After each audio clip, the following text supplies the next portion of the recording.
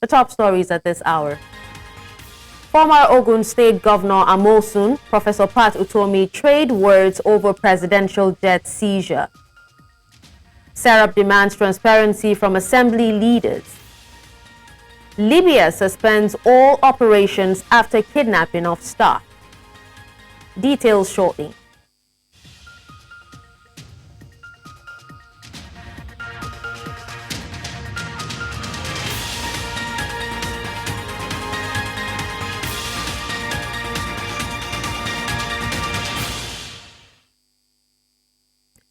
We begin with the controversy surrounding a failed contract awarded by the Ogun State government to a Chinese firm, which has once again cast a rather negative spotlight on Nigeria. At this time, Professor of Political Economy Pat Utomi has alleged that the former governor of Ogun State, Ibikunle Amosun, violated a contract he entered with his government. Utomi made the statement in response to Amosun's admission that he had cancelled an agreement with Zhongchen Fucheng Industrial Investment Company Limited, a Chinese company. He said that the company had fake documents and called them imposters. A court in France later ruled in favor of the company and ordered the seizure of 3 Nigerian presidential jets. In a tweet on his X handle on Sunday, Utomi claimed that, like the Chinese company, he also faced a similar fate. Now, according to Utomi, it was Governor Amosun's violation of contract terms signed by his predecessor that brought the shame of the seizure of jets from the presidential fleet.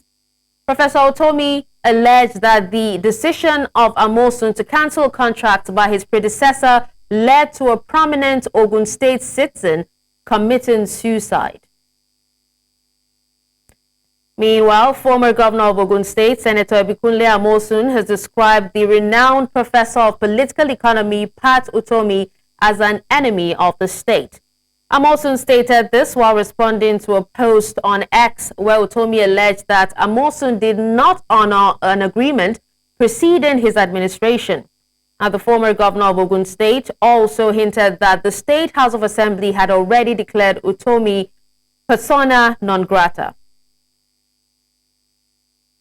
Now, joining us on the news to discuss more on this is Nigerian economist Professor Pat Utomi. Good evening, sir. Thank you so much for joining us at this time.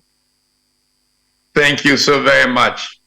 All right, so first of all, what came to your mind when you heard about the incident with Zhongchen Fucheng Industrial Investment Company Limited and the seized Nigerian assets? Well, first of all, I heard of the seizure of Nigerian aircraft, and I actually tweeted on it about 2 or 3 days ago, not knowing the source of why, the reason for the seizure. Yesterday night, I was going through my social media and saw a news clip from one of the TV stations in which it was brought up that it was as a result of contract failure in Ogun State. And I said, oh my goodness, I'm familiar with that territory. And then I tweeted about 4 a.m. my time, sometime this morning in Nigeria, that I had a similar experience. I have been working on developing the agriculture value chains in Nigeria for quite some time, arguing that it is the future. Most regular businessmen will not do it because it's long-term and all of that.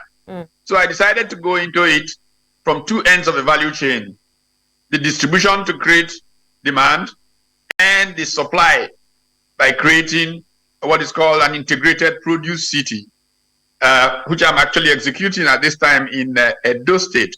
The original intention was to execute it in Ogun State to then fuel the supply line. We needed to create a master outlet in Lagos that would showcase what we're trying to do, where women can be coming back from work at 7, 8 p.m.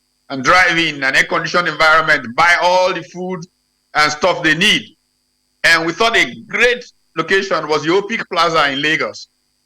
We approached OPIC and they said we could develop a portion of the estate in a BOT. We would develop it, we would pay them a lease for 15 years, and at the end of the lease, the property will revert to Ogun State. So they had to get involved in the design and all of that.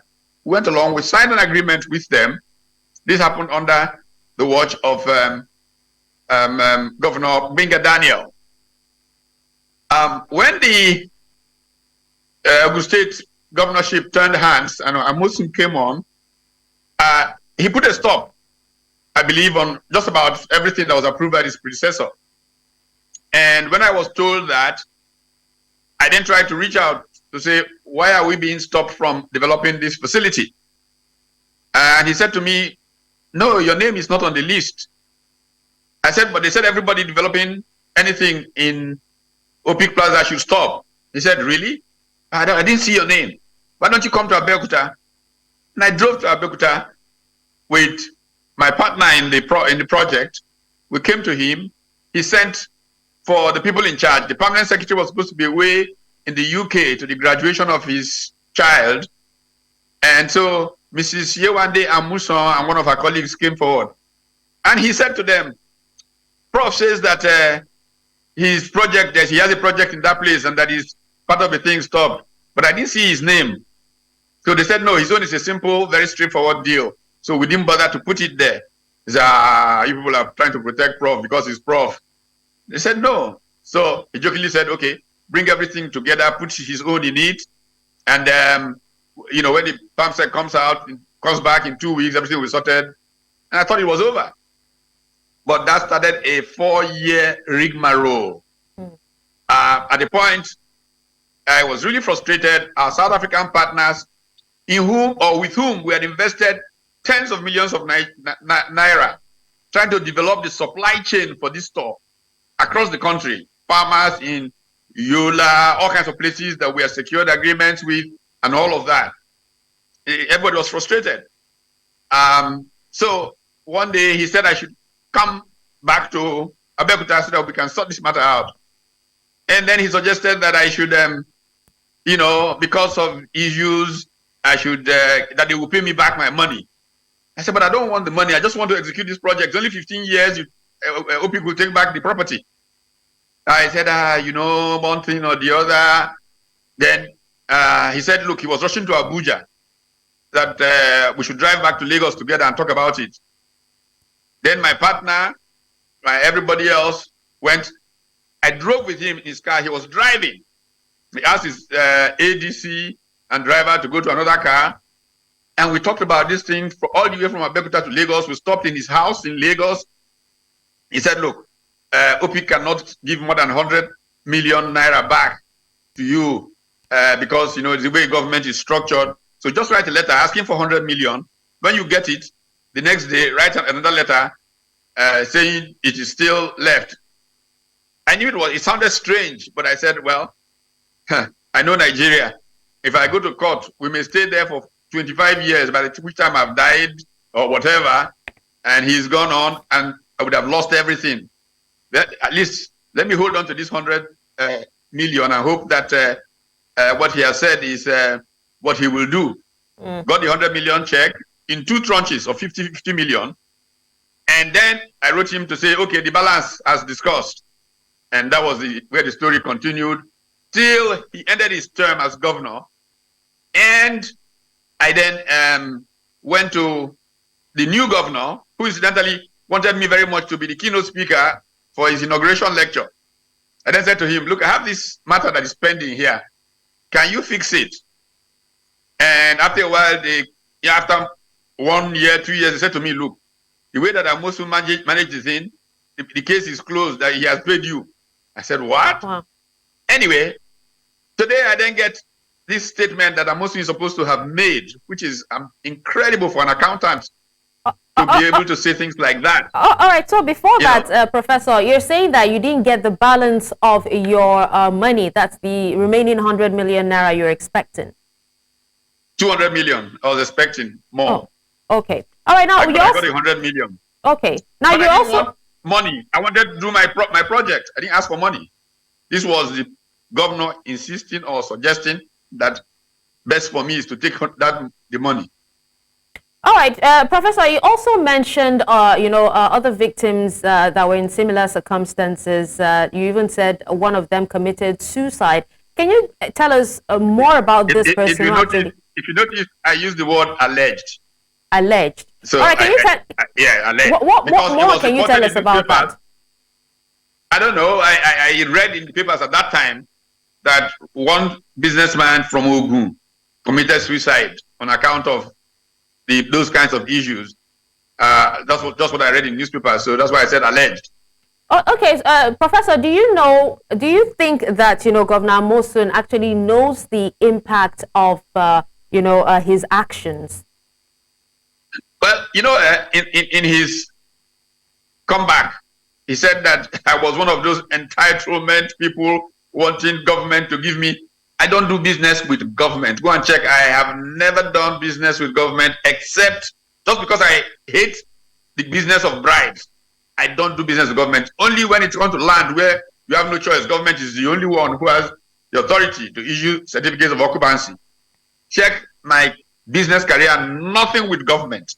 So for him to say entitlement and government is very funny, because the irony there is that when Lagos State came back to democracy, the governor then, who, as you know, is in Abuja now, had me helping out. I used to organize quarterly retreats for the government. I charged Lagos State government nothing.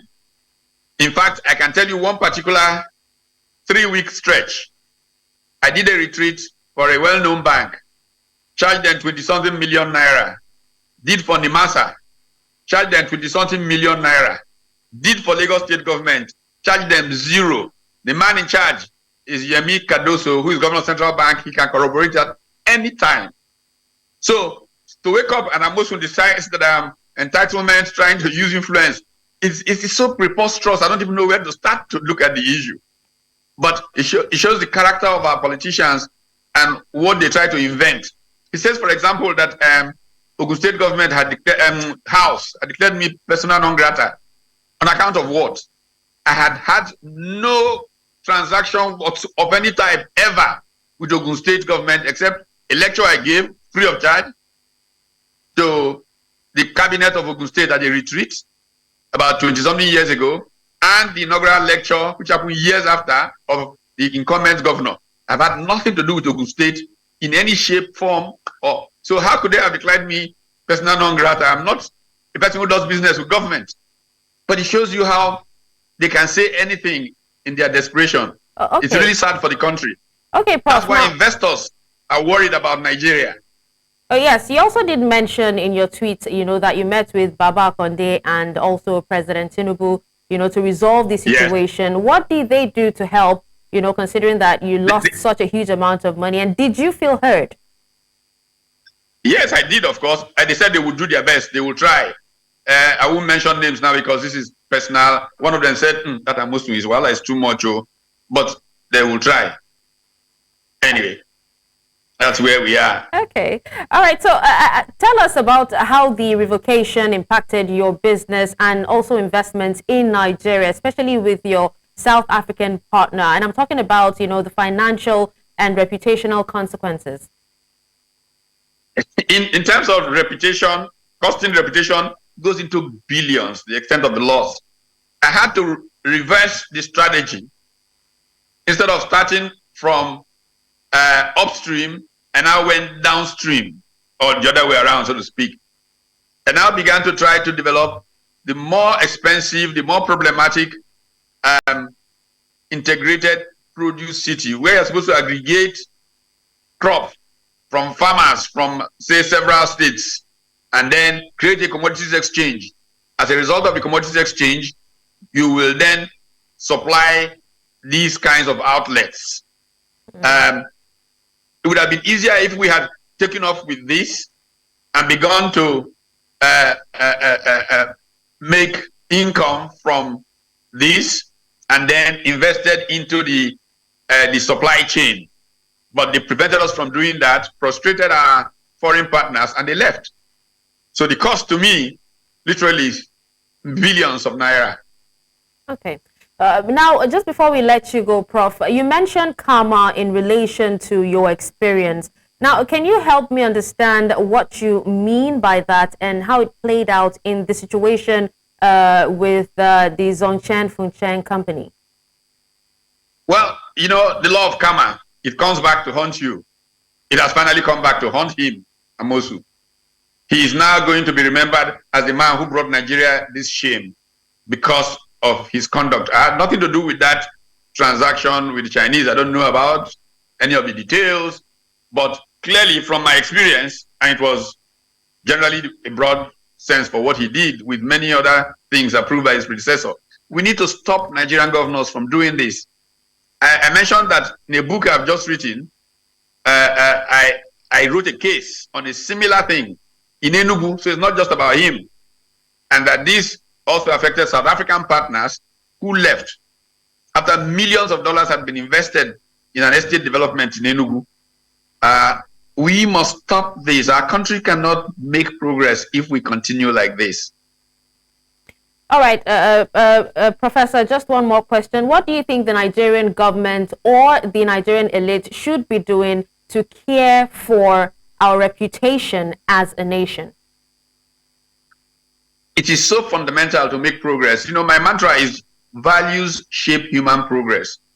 Until we have a value-based system where integrity matters so much, the work ethic matters, merit matters.